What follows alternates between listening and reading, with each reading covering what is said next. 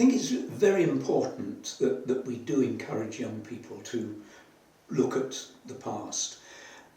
So often, as an archaeologist, I will have young people in my excavations and point out a post hole or a bit of a wall.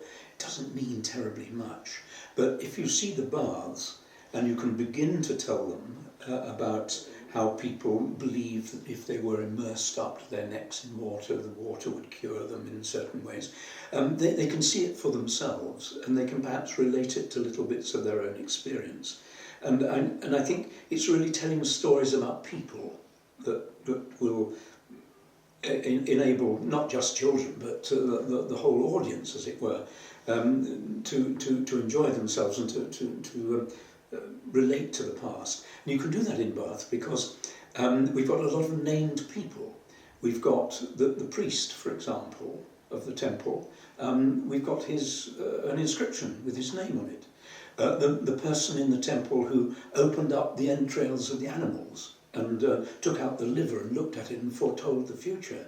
We've got his name. He actually put up a statue. I found the statue base. And then we've got all these curses which people came to the baths wanting the gods to do something for them.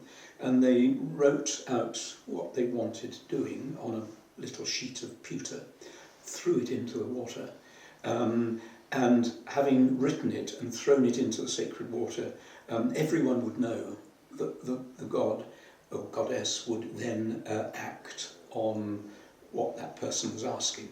The curse was fixed, and that must have, quite often they didn't know who had done something wrong to them.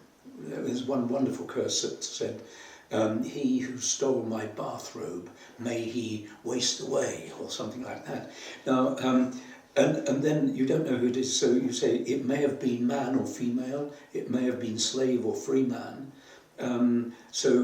It's up to the goddess to find out. Now, if you were there and you saw this chap and you pinched his bathrobe and you saw him throw the curse into the water, you would know, the god would know it was you, and he would make you waste away like the dumb waters.